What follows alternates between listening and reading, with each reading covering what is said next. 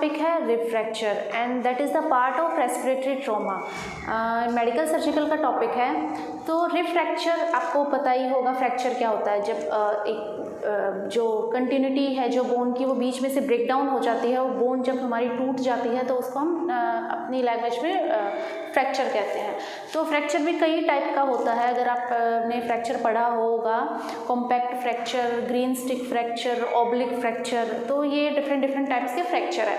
But all over जो उसकी definition है फ्रैक्चर की तो ये होती है कि जब कंटिन्यूटी है जो बोन की वो किसी वजह से ब्रेक हो जाए, दैट इज़ कॉल्ड फ्रैक्चर। तो आज हम पढ़ने जा रहे हैं रिब फ्रैक्चर। रिब फ्रैक्चर क्या होता है आपको पता ही होगा। रिब्स हमारे थोरेसिक केज का एक इम्पोर्टेंट मेन पार्ट होता है जिसमें हमारा हार्ट और ये सब ऑर्गन जिसके अंदर रहते हैं। तो रिब फ्रैक्चर क्या होता है? Rib fracture is the injury of the ribs by putting pressure with enough force more than the strength of the bone. जब रिब्स पे ज़्यादा प्रेशर दिया जाए, एक्सेसिव प्रेशर दिया जाए, किससे? उससे ज़्यादा जितना वो सहन कर सकते हैं, उससे जितना वो बियर कर सकते हैं, उससे ज़्यादा जब प्रेशर दिया जाए रिब्स के ऊपर तो क्या हो जाता है? उसको हम कहते हैं rib fracture. Rib fracture is the injury. Rib fracture वो इंजरी है of the ribs by putting pressure दे दिया जाए with enough force more than the strength of the ribs की स्ट्रेंथ से ज़्यादा अगर उस पर एक्सेसिव प्रेशर दिया जाए रिब्स पे तो उसकी वजह से जो इंजरी होती है हम उसको कहते हैं रिब फ्रैक्चर। Got it? तो ये थी हमारी डेफिनेशन। अब इसके बाद अगर हम इसके कॉजेज देखते हैं तो रिब फ्रैक्चर हमें जनरली हम कितना कैसे देखते हैं? जब भी हमारी जो रिब्स हैं उससे फ्रैक्चर होने के कारण क्या क्या होते हैं?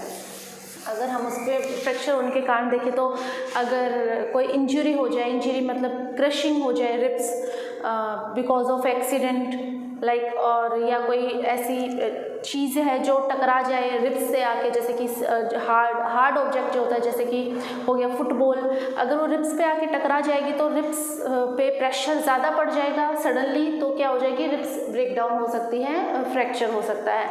और may be patient fall down, अगर ऊपर से गिर जाए वो रिब्स की तरफ से गिर जाए तो भी रिब फ्रैक्चर हो सकता है।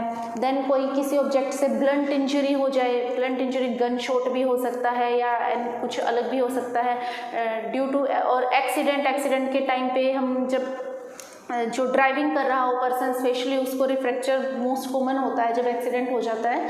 तो ये हमारे कुछ कॉजेज है, एक बार हम देख लेते हैं। Crushing injury of the chest, तो फर्स्ट कॉज है हमारा crushing injury of the chest. कि क्रशिंग मतलब पिस जाना, पिसने की वजह से जो इंजरी हो जाती है वो मे भी हो सकता है किसी चीज़ के बीच में आ जाए हम, या जब एक्सीडेंट हो जाए स्टीयरिंग पे अचानक से टकरा गई है तो ये भी एक कारण है, क्रश हो जाए किसी भी वजह से रिब्स का क्रशिंग हो जाना। कैविटी एक्सीडेंट,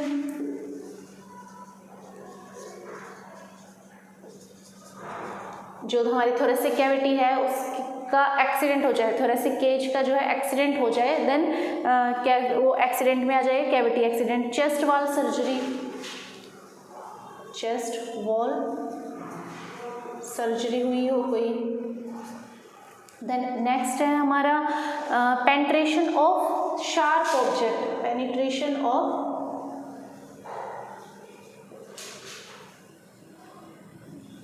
शार्प ऑब्जेक्ट, किसी शार्प चीज़ से जब पेनिट्रेटिंग हो जाता है रिब्स में और जिसकी वजह से और इंजरी हो जाए किसी शार्प वजह की चीज़ की वजह से अचानक से, वो में भी डेलिब्रेटली हो सकता है और डेलिब्रेटली ना भी हो, तो ये आ जाएगा हमारा penetrating of sharp object. Next आ जाएगा हमारा blunt trauma.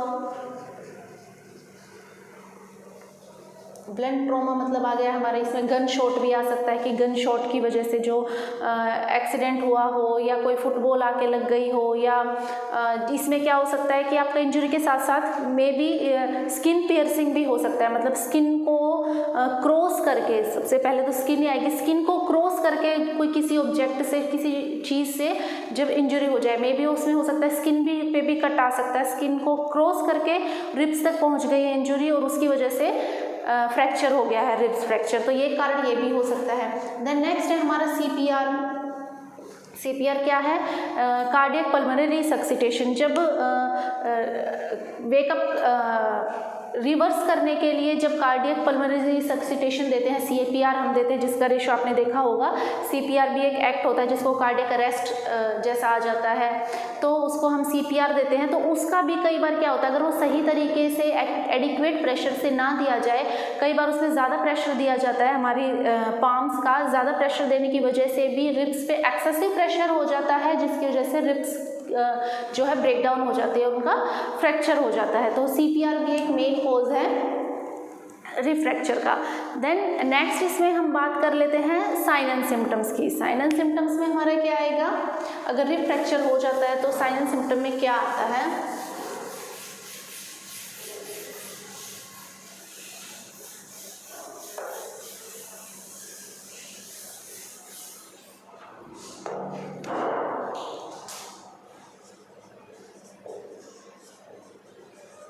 Sign and symptoms और क्लिनिकल मैनिफेस्टेशन हम देख लेते हैं। तो सबसे पहले आ जाएगा हमारा क्रिपिटस। क्रिपिटस क्या होता है?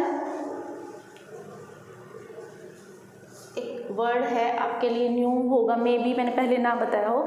क्रिपिटस होता है कि एक साउंड प्रोड्यूस होती है जब दो बोन्स की फ्रिक्शन, जैसे जब दो बोन्स आपस में टकरा रही हों तो एक फ्रिक्शन होता है, उस फ्रिक्शन की उस साउंड को हम क्या कहते हैं? क्रिपिटस। वो ज़्यादातर दो बोन्स में भी हो जाता है, और कई बार क्या होता है बोन टू बोन टकराती है, वो मे बी फ्रैक्चर में ही ज़्यादा होगा, क्योंकि सारी बोन्स तो अपने एडुकेट स्पेस के अकॉर्डिंग सिचुएटेड होती हैं। लेकिन अगर कोई बोन है वो अपने स्पेस, अपने प्लेस से डिस्प्लेसमेंट हो जाएगी, तो क्या होगा, एक बोन जब दूसरी बोन से टकराएगी तो एक फ्रिक्शन होगा, उस फ्रिक्शन की साउंड को हम क्या कहते हैं?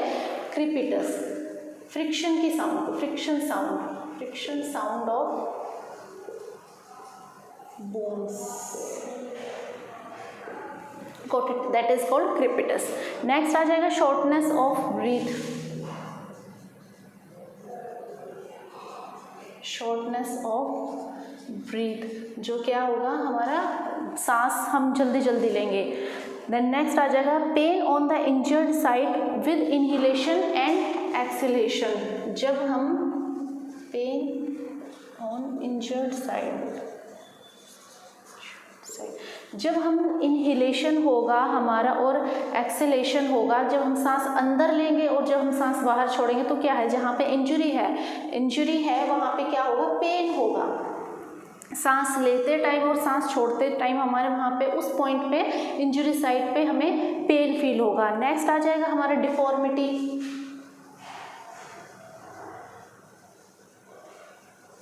डिफॉर्मिटी क्या होता है? कोई भी डिफॉर्मिटी आ जाएगी बोन, मतलब नॉर्मल से अब नॉर्मल जब फिजिक हो जाए तो उसको डिफॉर्मिटी हो जाता है, वो किसी भी पार्ट में हो सकता है। तो क्या है, थोरेसिक कैविटी में थोड़ी सी एबनॉर्मलिटी आ जाएगी, जिससे कि हमें फील होगा कि that is the rib fracture. तो ये है हमारे sign and symptom of the rib fracture. और एक इसमें फेलियल चेस्ट भी एक वर्ड है,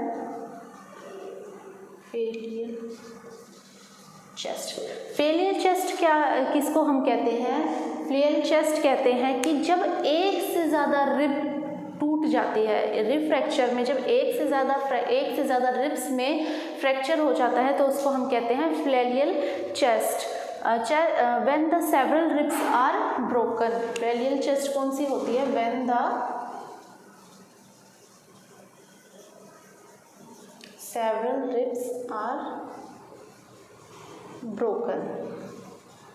तो ये है हमारे sign and symptom of the rib fracture. First हम देख लेते हैं क्रिपिटस। क्रिपिटस मैंने क्या बताया है कि जब दो बोन्स की फ्रिक्शन होती है उस साउंड को हम क्रिपिटस कहते हैं। ये that is the main symptoms of the rib fracture. Next है शॉर्टनेस ऑफ ब्रीथ, जो सांस है, जो ब्रीथ है वो शॉर्ट हो जाएगी। द नेक्स्ट है पेन ऑन इंजरी साइड, जो जहाँ पे जिस इंजरी में इंजरी हुई है या जो रिब्स है वो फ्रैक्चर्ड हुई है, जब हम सांस लेंगे और सांस को छोड़ेंगे वहाँ पे हमें पेन फील होगा। नेक्स्ट है हमारा डिफॉर्मिटी, कोई भी डिफॉर्मिटी आ जाएगी जिसको हम अपंगता या कुछ अनदर वर्ड भी हम उसको यूज़ कर सकते हैं। डिफॉर्मिटी आ जाएगी हमारे थोरेसिक कैविटी में। देन फेलियल चेस्ट, फेलियल चेस्ट होता है कि देन जब एक से ज़्यादा रिब्स टूट जाते हैं उस वर्ड के, उस चीज़ के लिए हमने फेलियल चेस्ट वर्ड यूज़ किया है। तो ये है हमारा sign and symptom of the rib fracture. Then next है हमारा डायग्नोस्टिक इवैल्यूएशन। डायग्नोस्टिक इवैल्यूएशन में क्या रहेगा,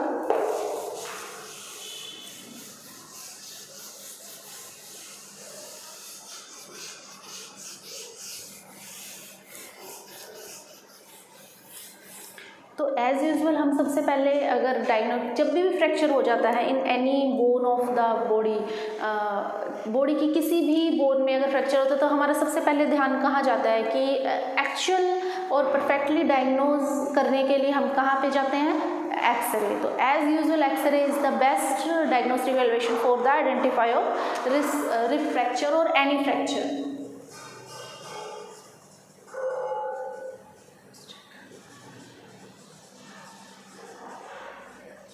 डायग्नोस्टिक इवैल्यूएशन में फर्स्ट हमारा फिजिकल एग्जामिनेशन,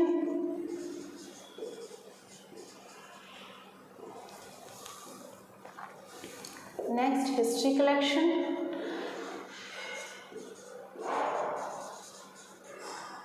फिजिकल एग्जामिनेशन तो हम उसका करेंगे कि कैसे है, ऑब्जर्वेशन के थ्रू। हिस्ट्री कलेक्शन की इंजरी जो है वो कैसे हुई है, ब्लंट इंजरी है या हमारे कोई पेंट्रेटिंग से है या एक्सीडेंट हुआ है, कि हिस्ट्री कलेक्शन में हम ये सब आइडेंटिफाई करेंगे। देन नेक्स्ट आ जाएगा हमारा पीएफटी, पल्मोनरी फंक्शन टेस्ट, कि जो इंजरी हुई है उससे लंग पे तो कोई इफेक्ट नहीं पड़ा है, लंग्स के जो फंक्शनिंग है उसमें कोई इम्पेयरमेंट तो नहीं होगी, तो उसके लिए हम क्या करेंगे, पल्मोनरी फंक्शन टेस्ट। नेक्स्ट आ जाएगा हमारा चेस्ट एक्सरे। तो ये है हमारा diagnostic evaluation about the rib fracture, history collection, physical examination. Then next है हमारा PFT, pulmonary function test, because कि रिब्स कवर करते हैं लंग्स को, कि अगर रिब्स तक इंजरी हुई है तो इसका इम्पैक्ट जो है वो लंग्स तक तो नहीं गया है, लंग्स का फंक्शन में तो कोई इम्पेयरमेंट नहीं हुई है, तो पल्मोनरी पीएफटी हम कराएंगे। देन नेक्स्ट आ जाएगा हमारा chest x ray to identify for the diagnose rib fracture. अब नेक्स्ट आ जाएगा हम इसमें ट्रीटमेंट क्या करते हैं, रिब फ्रैक्चर में हमारा ट्रीटमेंट क्या होगा।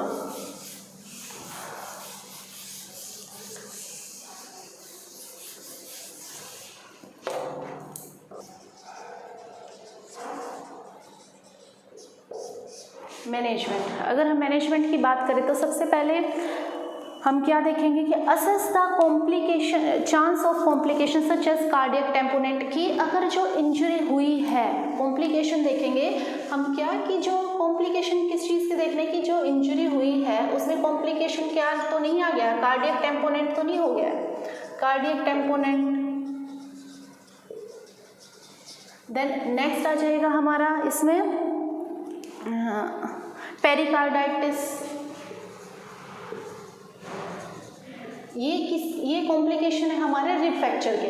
तो सबसे पहले हम ट्रीटमेंट असेस करेंगे कि इंजरी किस हद तक है, कि उसका इम्पैक्ट क्या है, कि कार्डियक टेम्पोनेंट या पेरिकार्डाइटिस तो नहीं हो गया है। तो कार्डियक टेम्पोनेंट क्या होता है, कार्डियक टेम्पोनेंट होता है कि जब फ्लूइड और ब्लड, कोई भी लिक्विड में हमारा क्या हो सकता है, ब्लड भी हो सकता है और हमारा फ्लूइड भी हो सकता है, फ्लूइड। तो जब ये एक्यूमुलेट हो जाए कार्डियक मसल्स में और सैक के बिटवीन में, एक्यूमुलेशन ऑफ फ्लूइड, मैं आपको बता ही देती हूँ, accumulation of fluid between the cardiac muscles and cardiac sac. तो ये क्या है हमारा कार्डियक टेम्पोनेंट, की उस इंजरी की वजह से ऐसा तो नहीं है कि जो कार्डियक मसल्स हैं और कार्डियक सैक है उसके बीच में फ्लूइड या ब्लड एक्यूमुलेट हो गया, इकट्ठा हो गया हो, तो वो कंडीशन भी हमें देखनी है जो कि कॉम्प्लिकेशन है रिब फ्रैक्चर का। तो ये है कार्डियक टेम्पोनेंट। पेरिकार्डाइटिस, पेरिकार्डाइटिस होता है inflammation of the pericardium, inflammation of the pericardium. Okay. और सेकंड थिंग के कार्डियक टेम्पोनेंट जो हमारा वर्ड है इसको हम पेरिकार्डियक टेम्पोनेंट भी कहते हैं, पेरिकार्डियक टेम्पोनेंट, बिकॉज कि जो वर्ड सेक वर्ड है वो हमारा पेरिकार्डियक के लिए यूज किया जाता है, then it is also called pericardium टेम्पोनेंट।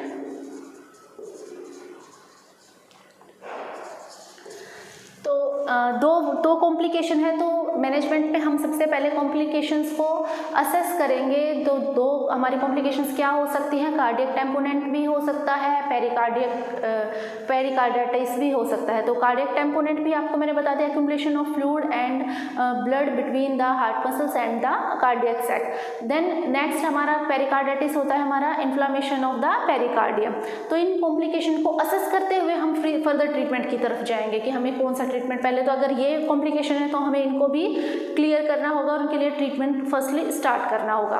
Then next है, अगर हमने असेस कर लिया है देन हम क्या करेंगे, अगर सिंपल रिब फ्रैक्चर है, इस कॉम्प्लिकेशंस को असेस करने के बाद अगर सिंपल रिब फ्रैक्चर है तो हम जाएंगे सिंपल इसमें कोई ट्रीटमेंट की ज़रूरत है, सिंपल एनाल्जेसिक्स हैं जो कि हमारे पेन किलर है, हम उनकी हेल्प से ट्रीटमेंट स्टार्ट कर देंगे।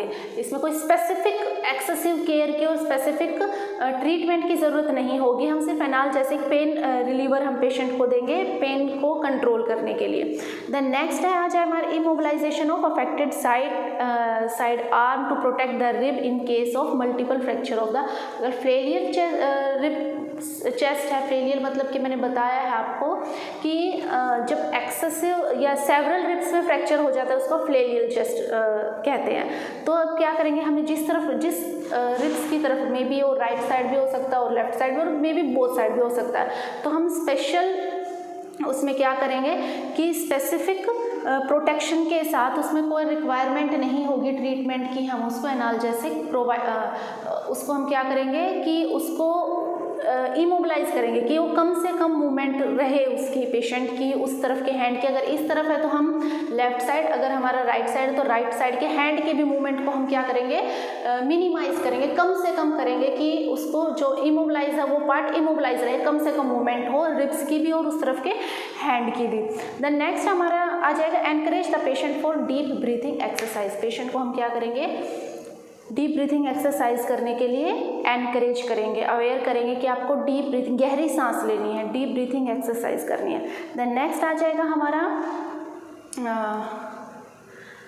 मॉनिटर करेंगे उसके वाइटल साइंस और फॉलोअप ट्रीटमेंट के लिए पेशेंट को हम बताएंगे कि आप अगर रिब्स ठीक हो गई है तो हम उसको क्लियर करने के लास्ट में एक एक्सरे और कराएंगे कि रिब्स जुड़ गई हैं या नहीं जुड़ी हैं, या भी पेशेंट को और प्रिकॉशंस लेने हैं। तो ये था हमारा management about the rib fracture. एक बार फिर से देख लेते हैं।